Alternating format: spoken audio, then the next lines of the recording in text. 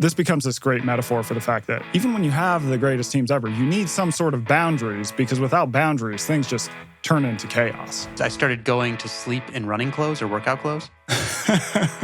And I've worked out every day in the morning for 2 years and haven't used an alarm clock. If you're trying to get somewhere and you have your foot on the brake, hammering the gas is not going to be an efficient way to do it. It's much easier to take your foot off the brake and then give a little bit of gas.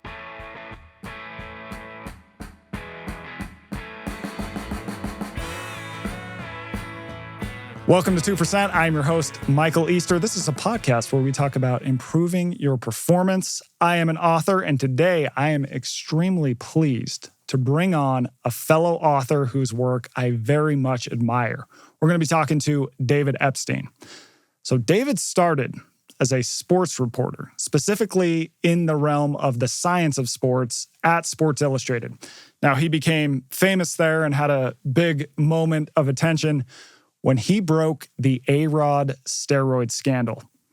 So if you are a New York Yankees fan, you probably hate the guy already, but please bear with me, because this guy is a very, very fascinating thinker who can tell us a lot about improving our work life, improving our performance in the gym and on the road if we're a runner, and just improving our thinking across the board in a way that we can live better.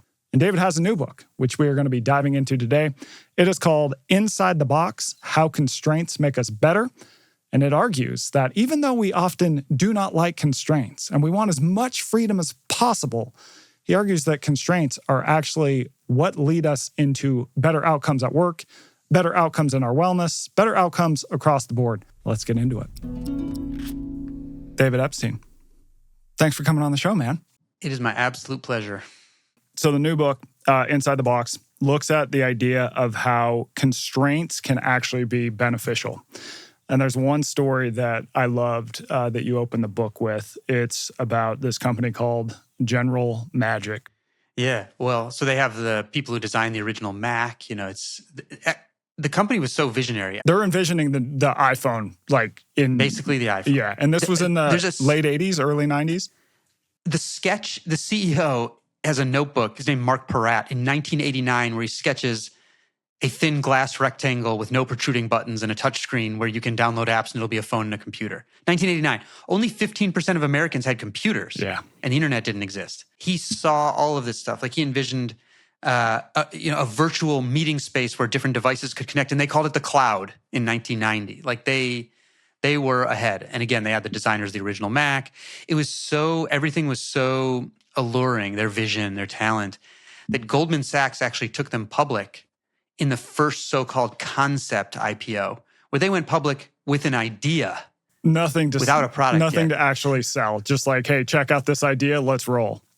I mean, they had an idea. They had the idea plus the talent plus a 17-member, what they called the Alliance, which was basically other companies that had invested in them. So this was 17 companies from around the world. It was the largest consortium of international businesses in American business history. Each had given millions of dollars in investment and were going to be part of the team. And these are like Apple, like these are giant. They're like Sony, right? There's all kinds of crazy Apple, names. Sony, Panasonic, AT&T, like it was actually, they covered so much of the communications technology world that their meetings had to begin with an antitrust lawyer listing all the topics they weren't allowed to discuss in their meetings because they covered everything. And they have this vision. So Mark Peratt, the CEO, he raises all this money early. The stock price doubles on the first day. It's a Wall Street darling. And he says his goal in raising all that money so quickly was to create what he called heaven for engineers, where they could play and create and be limited only by their imaginations. As he said, what more could anyone else ask for? And I think the answer in retrospect turned out to be a little less freedom, because they could do anything.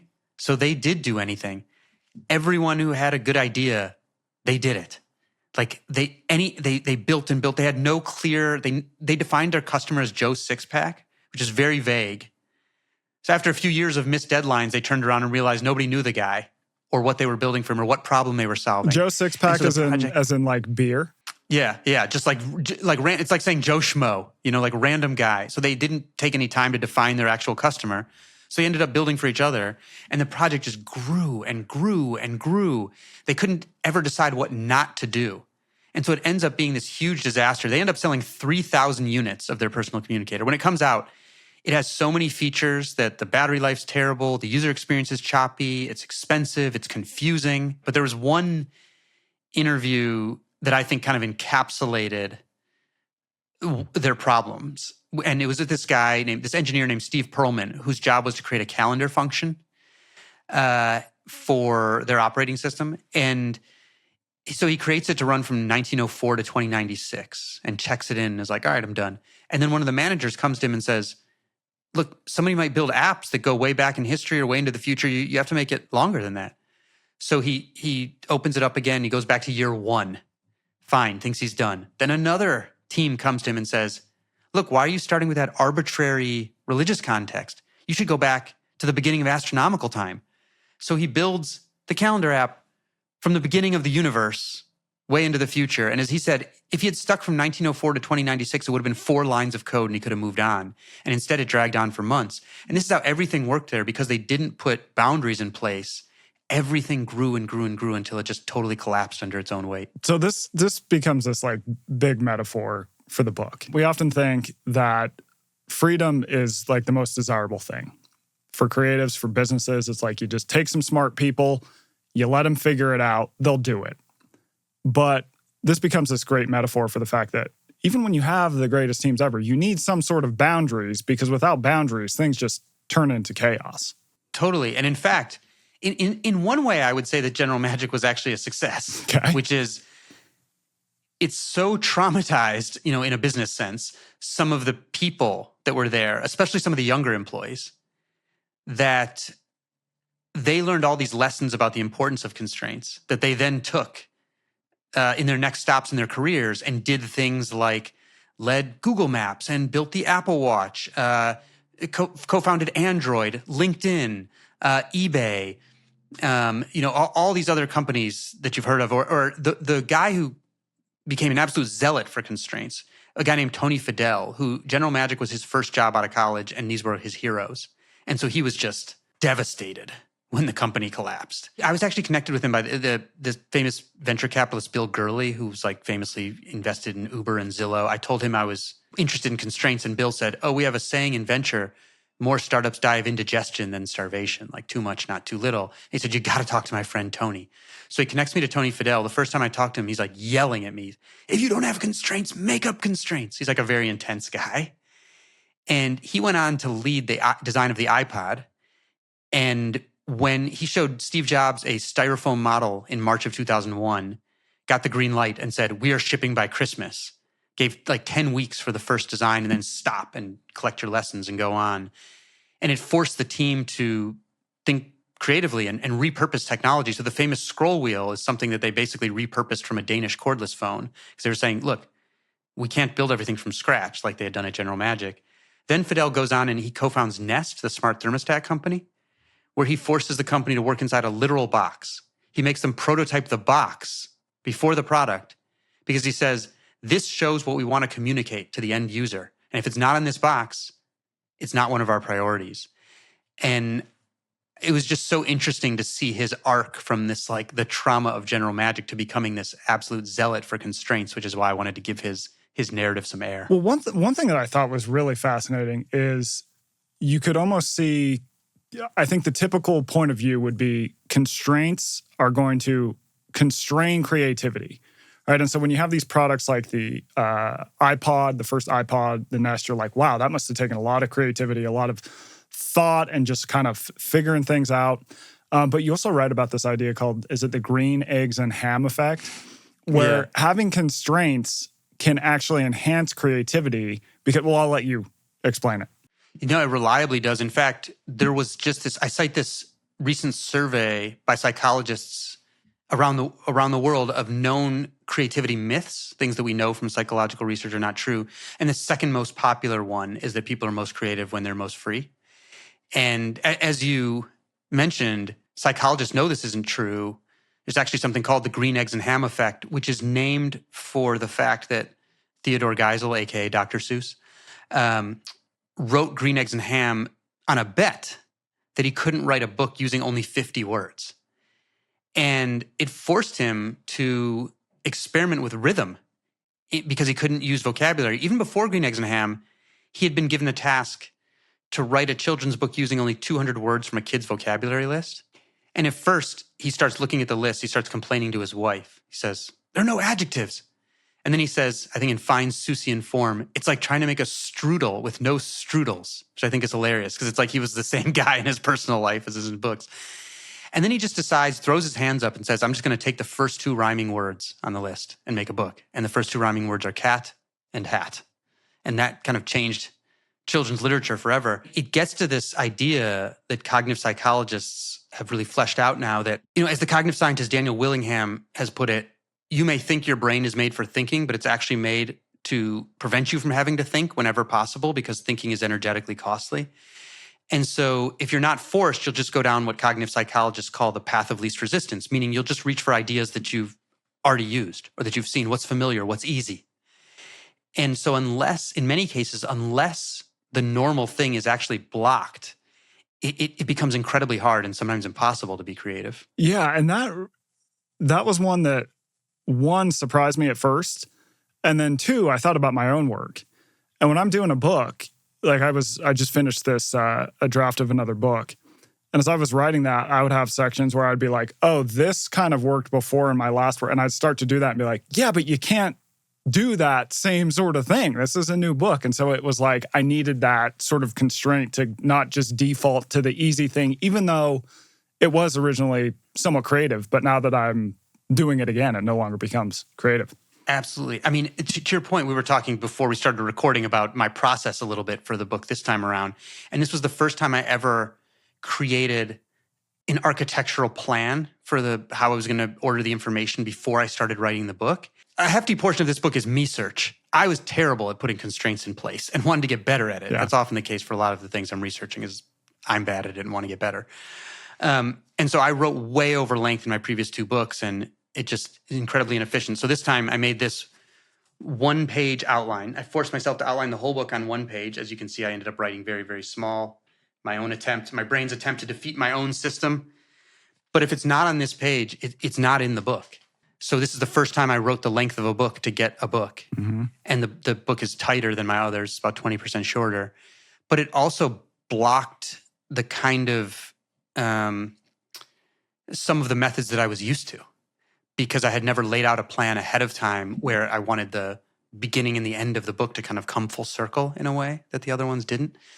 And so I think that was really helpful because especially, and it's exactly what you're saying, like we've gotten competent at this thing, which is great, but competency can also be a trap from getting better. It's like you end up lifting the same weights the same number of times every day, which means you may not get worse, but you're also not going to get better. It's like putting bumpers up. If you don't have the bumpers, you're probably going to get it in the gutter sometimes. And I find that in my own writing where I will find a thread that I'm like, I don't know if it works for the book, but it's kind of interesting. And then I'm writing, 1,000 words on this. And then I read it and I go, yeah, this is interesting, but what the hell does it have to do with this book I'm writing? Or if I could just keep down the lane, it would be a much more efficient process.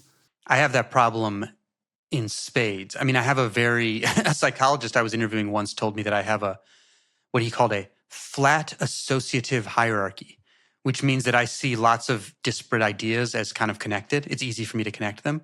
And that can be nice because I maybe find things that aren't obvious to other people. But it also means that I can be incredibly prone to doing what you're describing, which is going down these rabbit holes of things that I think are interesting. And they're really not that well connected in a way that will make sense to other people. And so I really need structure to kind of prevent myself from writing books that are just all over the place. Yeah. What did reporting this book make you think about when people get too many resources, like specifically financial resources? It kind of made me think that a lot of times you find that people who sort of have it all almost have nothing because a sort of aimlessness sets in. It's like when you can have everything, why go after anything?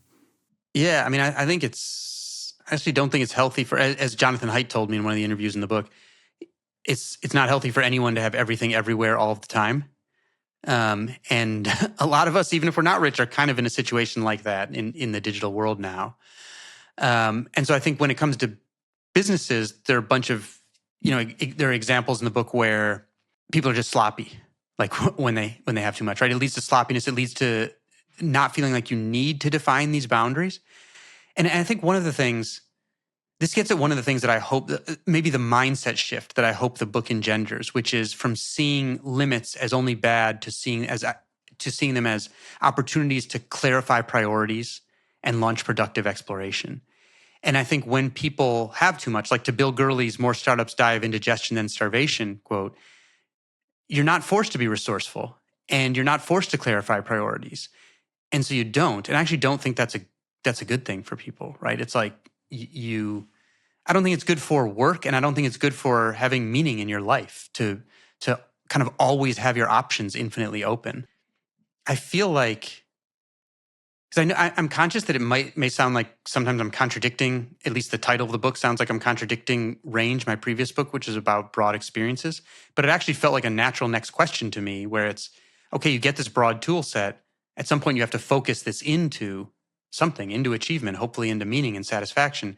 And I've kind of found that in a lot of really talented or hardworking people, they may over-index on optionality, like keeping their options open all the time because they can. Maybe they're very talented or they're very hardworking or lucky or whatever it is.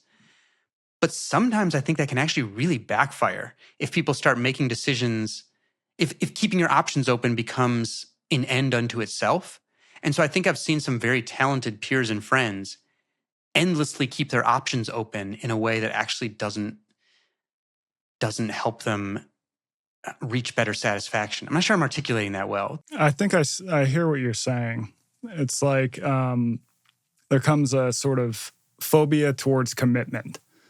And you sort of tell yourself that if I commit to this one thing, I'm saying no to all these other possible things that could land on my plate. And so it leads to someone being unfocused. I think a good example would be something like marriage. Right? Totally. It's like that is sort of the ultimate commitment. I feel like you see a lot of men are like, they're afraid to get married because like, well, what could happen? I'm going to be tied down. But I think when you survey people in general at a population level, married people tend to be happier because it's like, I was talking to my friend, John Deloney, who has a podcast on relationships. And he's doing a book about marriage. And he asked me, he's like, well, why did you get married? Like, you don't have to. He's asking all these people this. And I was like, that's a good question. And the way I thought of it was, now you're doing the crossword puzzle in ink. So you got to like, love that. You know what I mean? Like, you're committed. You're into this thing. And you're into it for the long Makes you think haul. a lot harder about what your decisions if you're doing it in ink. Totally. One thing you brought up in the book, too, is that so many people think about, well, what should I do? When oftentimes a better question to ask yourself is, what should I not do in different situations? Where did you see that manifest? I mean, again, that was like part of General Magic's big problem was deciding what not to do. But I think about that all the time in things like our information diet, right? Like people are overwhelmed. There's so many things that seem interesting. There's so much information coming at you. And I think it's a constant question of, I'm curious, I want to learn things, but how can I stay sane? And I described this in one genetics lab in the book, where they take Post-it notes and put them on the wall, and each one representing one of their current commitments or projects. And the first thing that happens is once they put them on the wall, so they're making all their current commitments visual, is they realize there's way more than they could ever get done already in process. And so immediately they see it and say, we have to start moving some of this stuff out or we'll never get anything done. And they have like a hopper where they don't say, we don't have to just throw that idea out the window. We can put it in a holding place, but it's backburnered, right? And then they implement this rule where you can't start a new project in the funnel unless one moves out of the funnel. So it's contained. So they're making these choices about what not to do. And some of those things that they decide not to do may be good ideas, but it doesn't matter because they weren't going to get to anything if they had all these ideas. And I kind of took that and did that for myself because I thought that idea of making all your current commitments visible was really interesting. And I did the same thing for my own commitments. And you immediately start looking at it and saying, this is a lot of stuff. And these ones are a lot more important than those ones. And I like all of these. And if there were 10 of me, I'd be happy to do all of them. But there aren't. And so it forces you to kind of prioritize. And then I did the same thing with my information diet where I logged all of the sources over a month that I turned to, did the Post-its on the wall, said, which of these do I feel was worthwhile, and kept that in. And then occasionally new sources come in, and then I'll move something else out of the funnel, and it builds up, so I have to kind of do it regularly.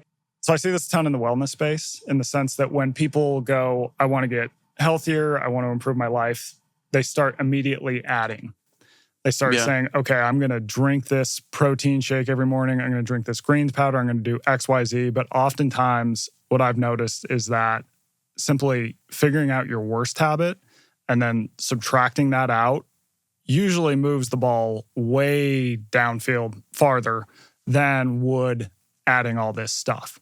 Right? It's like, I compare it to if you're trying to get somewhere and you have your foot on the brake, hammering the gas is not going to be an efficient way to do it. It's much easier to take your foot off the brake and then give a little bit of gas. I feel like that's just something that people frequently overlook. I think especially, like you mentioned, in the health and wellness space, where there's so much content about optimizing this and that, and that you could schedule every second of your day to optimize if you took all of this kind of advice, that I think can be so overwhelming that even really well-intentioned people do start and then maybe fall prey to, and this is an actual psychological term, the what the hell effect, where you're trying to optimize all this stuff, you miss once, and then you're like, what the hell, I missed, and you just throw everything out the window. So I think that's a danger too. So subtracting, starting with simplicity. I mean, for me, I wanted to convert myself into a morning person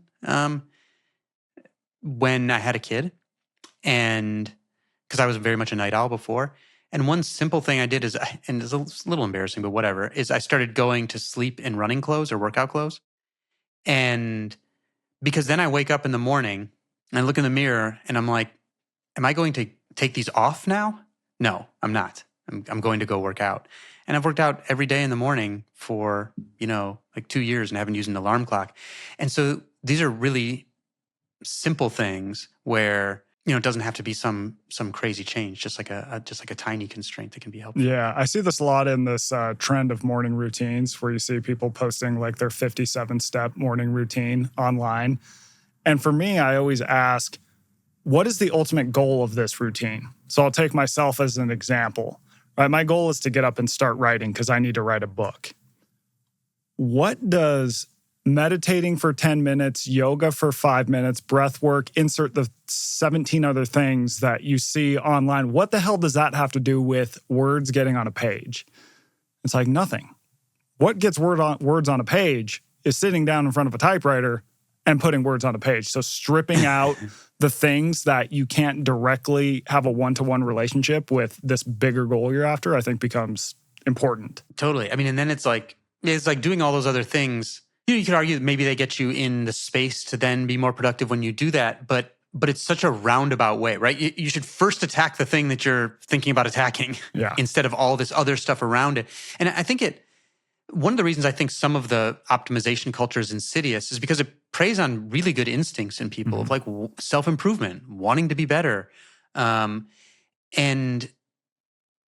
it's like in so many cases, I think it's just distracting from the main thing. Yeah. And that's just like frustrating for good impulses to be, I think, sort of preyed upon in that way, basically. Totally. So one thing that General Magic did not have was managers. Now, I think the average employee would hear that and be like, oh my God, I want to work at this place. So make a case for why managers are important in a world where not many people love their manager. Yeah, I mean, places have tried, like Google did this whole thing where they tried not to have managers. And then what they found is, people were going to Larry Page with their expense reports and stuff, and it just wasn't going to work. But in the case of General Magic, people weren't coordinated, right? They weren't stopping and getting their lessons together. They were often working on things that were not the most important thing they needed to be doing. They were missing things. They would start new projects all the time. And it was in deep, I mean, one of the reasons I wanted to contrast it to Pixar in the book, where Pixar, equally large vision, developing at the exact same time as General Magic, basically. So it was like these parallel visions, basically, and one worked and one didn't. And I spent a bunch of time with Ed Catmull, who was co-founder of Pixar, and he described to me something he called the beautifully shaded penny problem at Pixar, which was artists or directors would get obsessed over the shading on a penny in the background of a scene that the audience would never notice. And the way they solved this problem, here comes the real high-tech fix, was with popsicle sticks on a board. And each popsicle stick represented the amount of work that one animator could get done in a week. And if a director wanted animators to keep working on that penny, he had to start taking popsicle sticks away from like a main character that had to get animated. And that solved the problem immediately. But that was an important thing for managers to come up with. Whereas at General Magic, it was so free-flowing that there was sort of no coherence and no useful boundaries. And I don't think that's not a kind of freedom that's actually helpful for people. You want freedom within a framework, not this total freedom where nobody really knows what they should be doing. I feel like I needed to hear that because when I'm writing a book, I will spend an hour on a sentence. I don't know if you are the same way. I'll be like, is this the way to do it? Is this way? Is this the right wording? And you're like, it's one sentence among like 300,000 or whatever the number is, right? Yeah. And so you just get obsessed with like these micro details when it's like pulling back is going to allow you to be way more efficient. I mean, I 100% need deadlines. When my first 2 books I turned in end of the day on the day they were due, which for something that you're looking 2 years ahead to, or my first book 3 years ahead, is not that easy to do. And this time around when I signed the contract and my agent said, and always when I sign the contract, I'm like, oh God, will I be able to? Because it's hard to plan to finish something 2-3 years later. Totally. And be on time. And especially when you don't know what you're going to find yet. And my agent was like, the deadlines, of course, in books are flexible. You don't have to treat it as real. I'm like, do not tell me that ever again. Like, we have to treat this thing as totally real. Like Duke Ellington said, I don't need time. What I need is a deadline. Totally. Another thing that I thought was interesting about Pixar is they seem to work in these tight teams. And when they would do screenings of the films, it's not like everyone in the building could walk in and provide feedback. And they famously, they wouldn't let Steve Jobs watch the film, right? Because his opinion would be weighted too heavily. How did you think about this? When you were writing the book, did you have anyone beyond your editor read it? And how did you think about who are you going to let see this? And how did that influence you? Yeah, I should say, in the past, I have not been as good as I should be in giving people stuff. Adam Grant, psychologist, has actually given me some very healthy criticism on that. He's like, you got to show your work to more people while you're doing it. And so this time around, I showed it more than I ever had in the past, which included my editor. In the past, I didn't even show it to my editor while I was working on it. I just showed up with a book. This time I showed her stuff while I was going. I showed my agent, who's a great reader. I showed my wife tons of stuff. So that's not a ton of people, but I went from 0 to several people this time, showing them in the middle. And I think that was really helpful. And also talking my ideas off of my editor a lot earlier to see if I could articulate them reasonably. So that was more the process this time around, where before I would show the manuscript. In this case, sometimes I was showing sections or chapters, much smaller pieces. I think there is a point, too, where when you show it to too many people, the feedback becomes chaotic because everyone's going to have an opinion. And if you weight every opinion equally, you just start adding more stuff or there'll be disagreements. When I was at Men's Health, we would do these things called wall walks. Okay, so the cover lines and the headlines were very important at Men's Health, or so we thought. And we would put the magazine up on the wall with all the headlines and the cover lines. And there would be like 25 of us who would sit around staring at these headlines and cover lines. And someone would throw out an idea, a bunch of people would shoot it down. Someone would throw out another idea, a bunch of people would shoot it down. Third idea, you might have 23 people go, oh my God, that's it. That's fantastic. And then you'd have one person go, I don't know about that one. I'm not sure if it's great. So then we'd keep iterating. And we would literally spend like 4 hours on a single headline in this magazine. And it was maddening. So there becomes this thing where I think people overvalue a negative opinion, even when the vast majority of opinions are good. And there's always going to be someone with a negative opinion. That's interesting. I mean, that's like, I sort of made a mistake like that in this case with this book, just with the title and subtitle, where for the first time I asked for input. In the past, it was just did it. And this time asked a number of authors that I admire for input. And that was probably a mistake because there was no agreement whatsoever. Everyone had some different take. And that put me in the space of now ignoring, 9 out of the 10 people's input, basically. But I was on this email list of authors, mostly who were not like me, but mostly business authors. And I would feel like an alien when they would talk about their process, where it was like, have you ever heard that thing about, so the contrast with Google and Apple's like Google will A/B test 40 shades of blue and Apple will be like, this is our vibe, this is what we're doing. And both of those obviously work for them, but I was much more the Apple style, where these writers were much more the Google style, where they would have a Google Doc with kind of a focus group in real time reading it and saying, this is what I want. And maybe I should be doing that. But I don't want to because a lot of the process is for me and what I'm learning and the craftsmanship of it that I enjoy. But also, to be honest, I felt like it kind of homogenized their writing when you're going for that sort of consensus in that group. And so maybe it decreased the risk, maybe it kind of raised the floor of their writing, but I think it lowered the ceiling for sure because it's sort of less unique.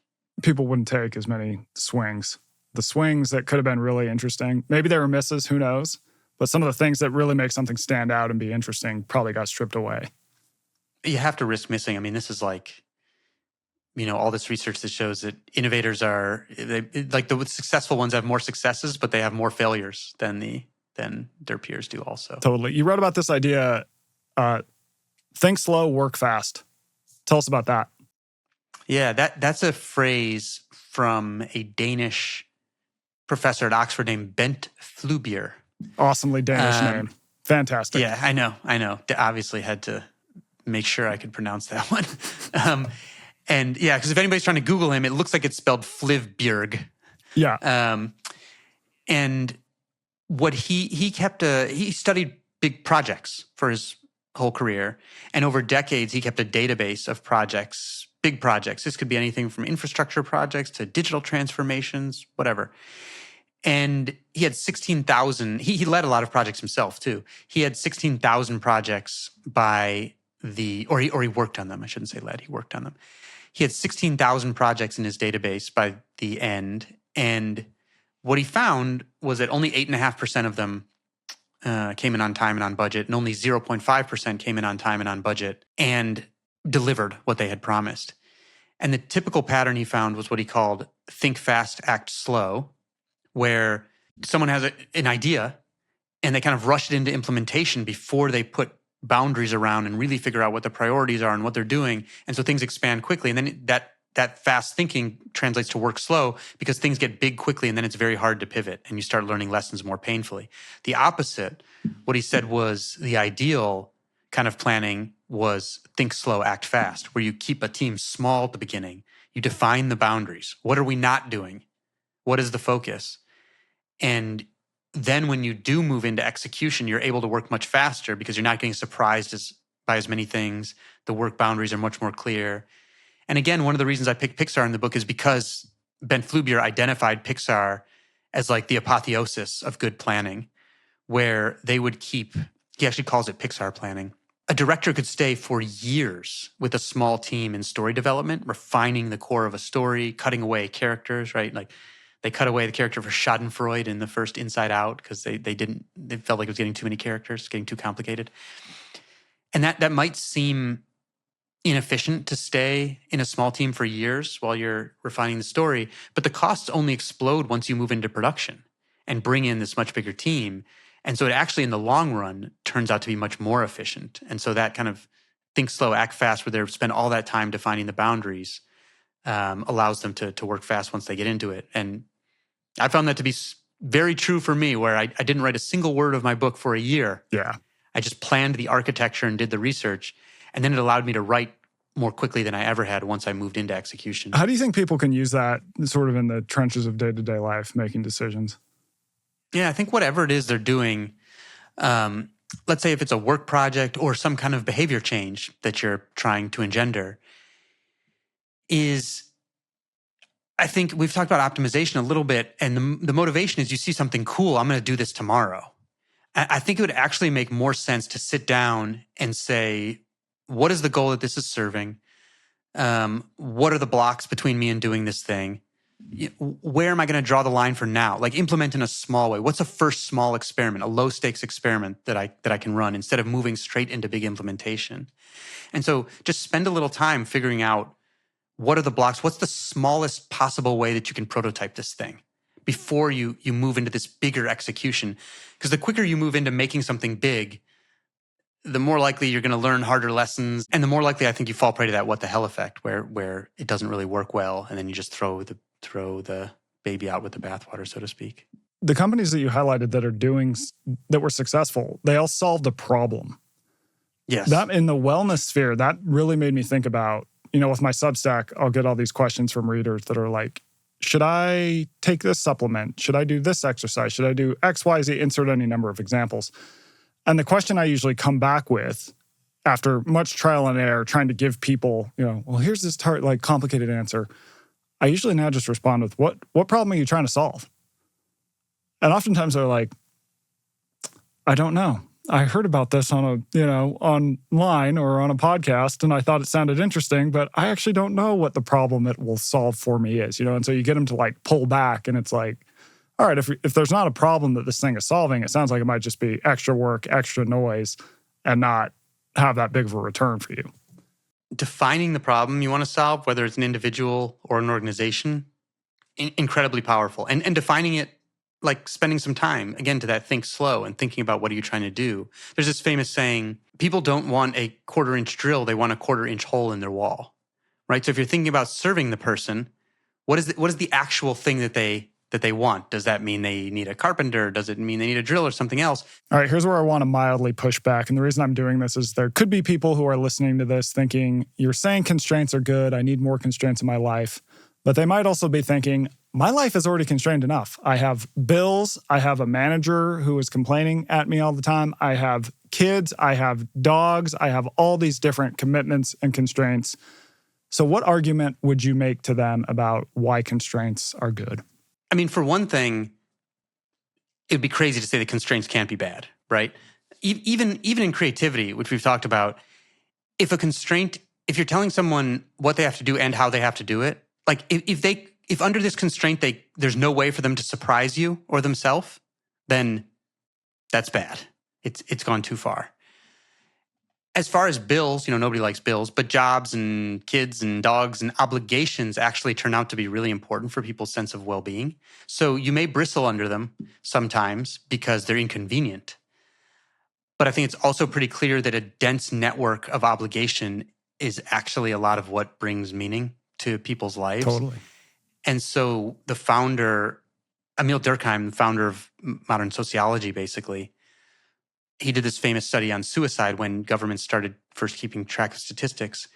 And he found intuitive things like that suicide rates would increase when the economic fortunes of a country plummeted. But he found they would also increase when the economic fortunes of a country skyrocketed. Because anything that unmoored people from these kinds of obligations, what he called anomie, which means rulelessness. If people were sort of stripped of these normal structures and rules that they lived under, they would struggle with finding meaning in life. That's not to say that every constraint is good, but I think the idea that we just need more freedom, then we'll be happier, it actually usually looks like the opposite, that people with more constraints are happier, with married, with kids, with community obligations, with regular rituals. And for some people, religion, going to a job is inconvenient. Syncing up your schedule with someone else to spend time with them is inconvenient. Kids are incredibly inconvenient all the time. But these things also add meaning to our lives. So I think it's tricky because it feels like more freedom should always be attractive. In fact, I went to some years ago this writer's retreat where we were all asked, the only one I've ever been to, where we were all asked, what are you optimizing for this year? And I said autonomy, because after my last book, I became just a writer for full-time. I left having a normal daily job, and I thought I just wanted to spend every minute in the way that I determined. And fast forward 2 years, and I learned there's such a thing as too much autonomy, where I was living in an individualized world for one. And so to reel that back, I joined the board of a nonprofit in my community. I started going to dance meetups with strangers and just started inconveniencing myself a lot more in order to add meaning back to my life. That's cool. It makes me wonder what you think about retirement. I feel like when you see data on retirement and well-being, at first people are like, oh, this is great, I can do anything. And then there's kind of like a drop-off where they go, I don't know about this. Totally. And there's also all this research that if people, when they retire, all these like rates of dementia and things like this are not as cognitively engaged anymore, go up. And I think, I'm not planning on ever retiring. Good. But I think if someone's going to retire, like, fine, take that vacation, but replace it with something.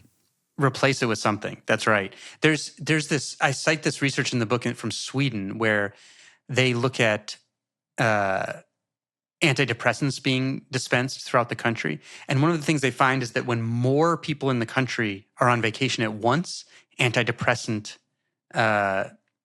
dispensing goes way down. But it's true among retirees too, who it didn't matter. Like they were already on vacation essentially. Mm-hmm. But the fact is it's when lots of people are doing it at the same time, this like social control of time that has a well-being benefit for everyone. Whereas the opposite was in the Soviet Union when they tried to, in order to keep factories running all the time, individualize everyone's work routine so that people in the same family are on the same block. It wasn't like 5 days of work and 2-day weekend. They did all these different 4 days of work, 1-day weekend cycles that were different for everybody. And it desynchronized everyone's schedule. And it was a social disaster. Interesting. But that's often what we're doing to ourselves, I think, right? Like, I remember when Mark Zuckerberg first advertised the metaverse and he was like, it's going to be amazing. Everyone's going to live in their own universe tailored just for them. I'm like, that actually sounds like hell. Yeah, that sounds terrible. Just me, myself, and whatever is in this device streaming into my brain at all times. Exactly. I spend too much of my time in my head already. So you had a great section about health research. So the case study here is National Heart, Lung, and Blood Institute. So before about year 2000, projects are getting a ton of funding. And they're seemingly finding these fantastic results for health. All these great drugs, all these good things are happening. And then after 2000, all of a sudden that drops off. The findings stop. Now, that might seem like a bad thing, but in the book, you argue, no, this is actually a good thing. So walk us through that and what it tells us about health research. Yeah, I'm glad you asked me about this because I don't think many people are going to ask me about this part of the book because it's a little complicated. But as you said, it was all these major, whether it was drugs, supplements, before 2000, most of the results were positive that were funded in these studies. And then starting in 2000, they're almost all negative. Supplements aren't working. They're not outperforming placebo anyway. Drugs aren't working. And so it looked like all of a sudden medicine stopped working in the year 2000, like millennium bug. What really happened was that researchers started facing more constraints in their work. So they were forced to do what's called pre-registration starting in 2000. For these big supplement and drug studies. Pre-registration means you have to say what you're actually testing. What do you think this drug or supplement is going to do? How are you going to measure that? How are you going to analyze the data? And that's counterintuitively, that's what caused positive effects to stop popping up. Because what had been happening was researchers would make a hypothesis. They'd guess how some drug or supplement was going to improve health. They would analyze the data and they would see their prediction was not right. But they had all this data.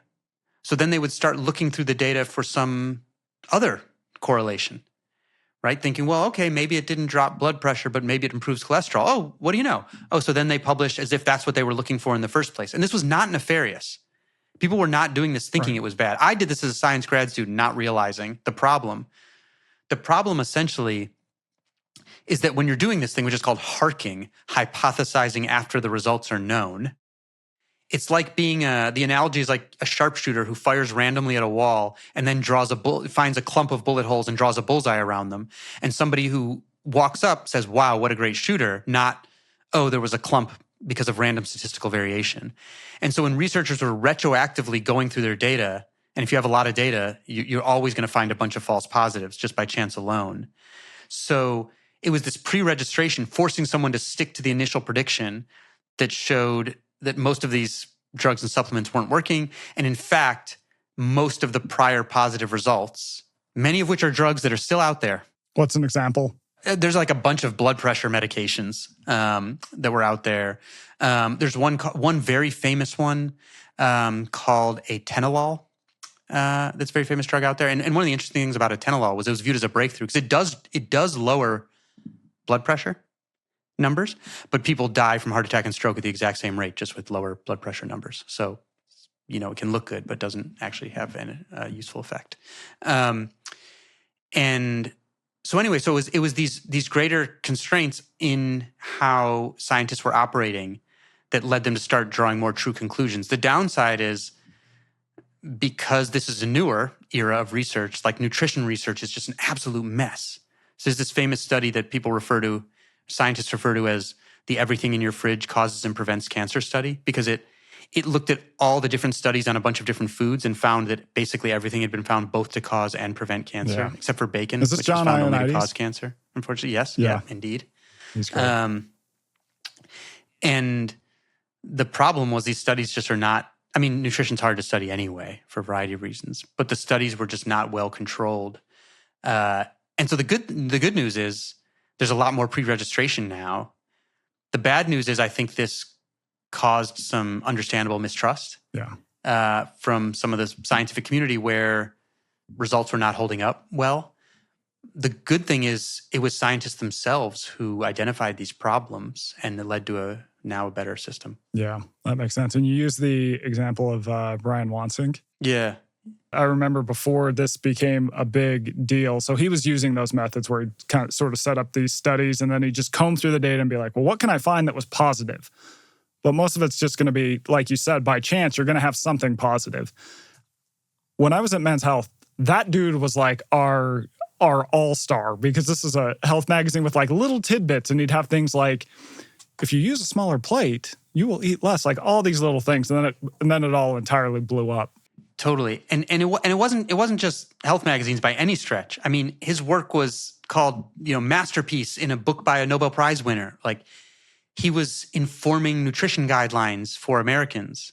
He, to me, clearly was not intentionally misrepresenting anything, because the problem developed for him when he wrote a blog post about his research methods. And another scientist was like, you can't do that because all your results are just going to be from statistical chance alone. And we see this all the time in the world around us, right? Like the example I use in the book is if you're watching an NFL game and you hear the announcer say, the Chiefs are undefeated when Taylor Swift is in the audience and they're playing a division rival on the road. Yeah. You can be sure that they first looked for, are the Chiefs undefeated when Taylor Swift is in the audience? Didn't find that, and then started adding more and more qualifications.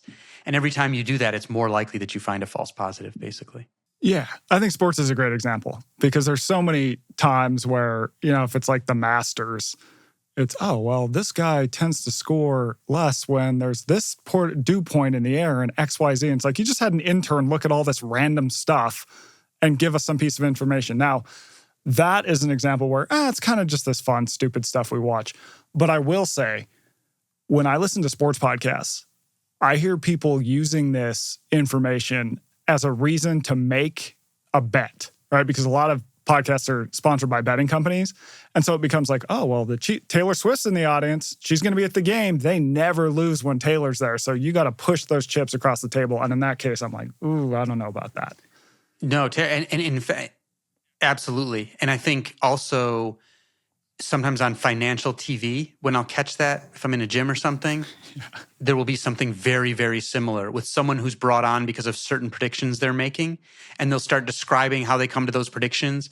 And I don't know for sure, but you can tell when somebody starts adding different caveats to the category. Like, when the housing market does this and these other three things happen, here's what we see in the market. You can be almost positive that they were slicing and dicing data in a way that ensures that this was a false positive. Totally. Your first book, Sports Gene, that was 2013? 2013, yeah.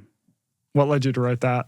A few things. So one, I guess the little secret of that book is that it was very much questions I had about things that I had seen in sports, either as a spectator or I was a 800-meter runner in college or as a competitor. So things like, as a runner in my high school, we had lots of Jamaican guys and we had an incredible track team. And, it's like a country of 2 to 3 million people. Like, what's going on over there? Yeah. And then in college, I was running against some Kenyan guys and realizing they were all from one tiny tribe called the Kalenjin. And then just seeing things like why, watching an exhibition softball game with Major League Baseball players and realizing none of the best baseball hitters in the world could hit a good softball pitcher, and just wondering what's going on with this. And so just wanting to examine those things. And then there was also sort of disclaimer, a sad part to the story, but this is kind of what led to my writing career in many ways so I was a national level 800-meter runner, and I had a training partner who died at the end of a race. Oh, geez. From a condition called hypertrophic cardiomyopathy, or HCM, almost usually the cause of a young athlete with no obvious prior symptoms dropping dead. And I had his family sign a waiver allowing me to gather up his medical records and kind of investigated what had happened. And he had this disease, it had been misdiagnosed. He had it's caused by a single genetic mutation. And I thought there were some lives that could be saved with certain types of awareness. And so this is what led me to leave my track of training to be a scientist and try to become the science writer at Sports Illustrated to write about sudden cardiac death in athletes. And that's what got me interested in genetics in the first place. Yeah. What were the big takeaways from that book for the average person? I think some things that I thought were totally innate, like the reflexes to hit a major league fastball, are not. They're completely learned. And other things like the will to do a lot of physical activity actually has like a really strong innate component. But maybe the biggest takeaway, so the American College of Sports Medicine has this phrase, I don't know if they still have it, but exercise is medicine. And just like we've learned from medical genetics that no two people respond to a medication the same way because of differences in their genetics, no two people respond to a specific training exactly the same way. And so I think it's worth spending some time kind of experimenting with different training modalities, because you may have the same diet as someone else and it may not work as well for you. And so it may be worth it to be a little bit of a scientist of yourself and see if you can fit your health routines to your physiology, or improve a little bit over time with some experimentation. Yeah, and I feel like a lot of people kind of understand this at a basic level. They'll go, yeah, I'm a better runner than I am a lifter. Like, to take my example, I was at Men's Health, so I had to do all this lifting. There was no amount of training I could do that would allow me to be super strong in like a big sense like that. But running, I'm pretty good at that. Outdoor stuff, like I can just hike on a trail for days and I'm fine, where some people are just never going to be able to do that. And so I think leaning into that, but also I think one of the keys with exercise in particular is you got to find something you actually enjoy. And if it aligns with what you're good at, bonus points. So how did your second book, Range, come out of the sports gene? And quickly tell us about Range too. So in the sports gene, I criticized the research underlying the 10,000 hours rule that Malcolm Gladwell had made famous because the research was poorly done. And that brought me into a public debate with Gladwell the first time we met. Yeah, and the 10,000 hour rule is that you need to practice something for 10,000 hours to be an expert. Yeah, basically, and the implication is you should specialize as narrowly and early as humanly possible. Yeah. And that brought us into this debate that's on YouTube at the MIT Sloan Sports Analytics Conference. And I put up some of the data showing that most future elite athletes, because we were talking about athletic development at that debate, actually had a sampling period early where they did a variety of things. They learned these broad general skills that scaffold later technical skills. They learn about their interests and abilities and delay picking one activity. And when we were coming off the stage, he said, "You got me on that. That doesn't fit with things that I've thought and written. That's Why don't cool. we?" And he had been a national level runner too. So he said, "Why don't we run together tomorrow back in New York and we'll talk about it." And then we started talking about what we called the Roger versus Tiger problem, because Tiger Woods, early specialization, Roger Federer, delayed specialization. And pretty soon we leaped out of sports and started jumping about in other areas. So I was like doing research weekly for my runs with Gladwell. And that became the book Range, about the benefits of breadth in an increasingly specialized world. And the introduction is called Roger versus Tiger, which was exactly what we would call our arguments while we were running together. So your book Range, especially with this idea that specialization is not always required for growth and improving in the long term. In fact, it's nice to have some range. I feel like that's a huge one for parents with kids in sports. It's like, I remember when I was at Men's Health, I would do a lot of, I would use as a source this guy, Eric Cressy, who was a baseball trainer, basically. And he would work with like the Red Sox, all these pros, but he had all these people he was up in Boston. He'd have all, Red Sox are huge up there. All the kids play baseball. All these parents sending their 8-year-olds, 9-year-olds to him and being like, "You need to make this kid a professional athlete immediately." And he would just be like, you should maybe have them go do some other stuff too, play different sports. So what did you find with that?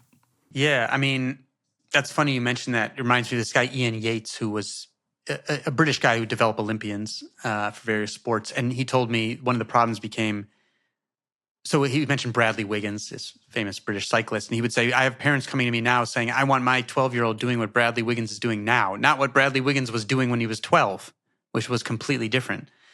And the fact is, the research shows that the most typical path, there are a lot of different paths, of course, but the most typical path to becoming an elite athlete is with a sampling period early, variety of activities, broad general skills. Now some people call physical literacy those general skills. So you're not just playing baseball, you're also like, I'm going to be on the basketball team, I'm going to run some track, I'm going to do a bunch of stuff.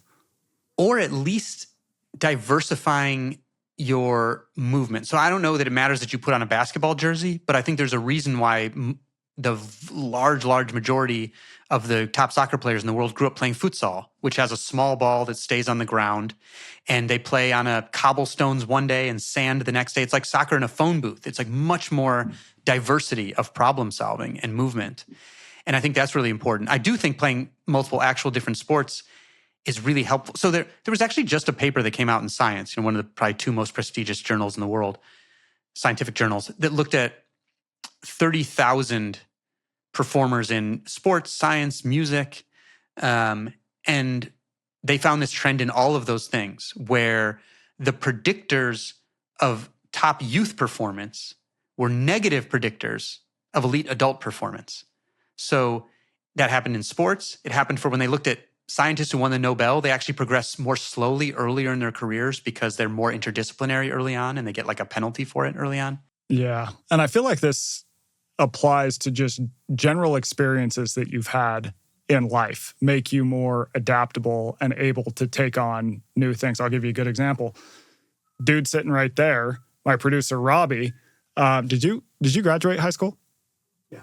He graduated high school, didn't go to college, but in high school, he starts touring around with a punk band.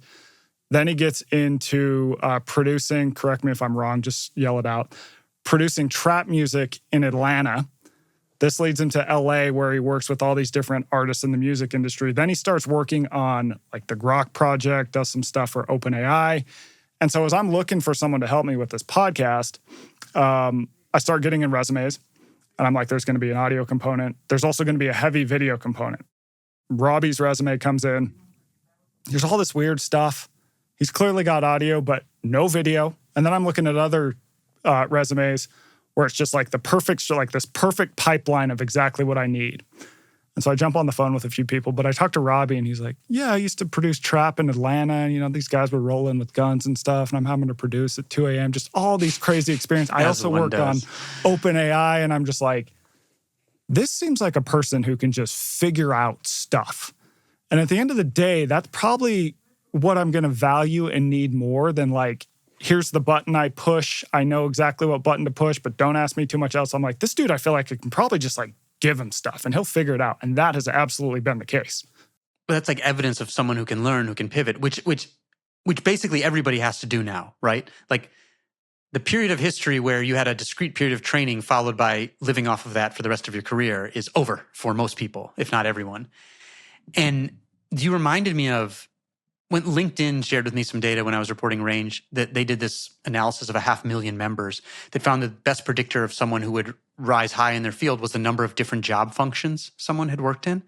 And I argued to them that, well, I think your guys' product actually maybe discourages people from doing that because they want this very linear LinkedIn, yeah. Right? And you should maybe add more space for narrative or something. They said, we think we're doing fine, right? Because their business is doing fine, so fine for them. But it obviously took you thinking a little differently. Is there anything that Robbie said kind of that made you, because at some point you must have been is he going to be able to do this job? Was there anything in particular that he did that might be useful for other people to hear in the interview with you or in his resume or application that kind of got you over that hump of saying this is a risk worth taking? Well, I think it was the breadth of experiences.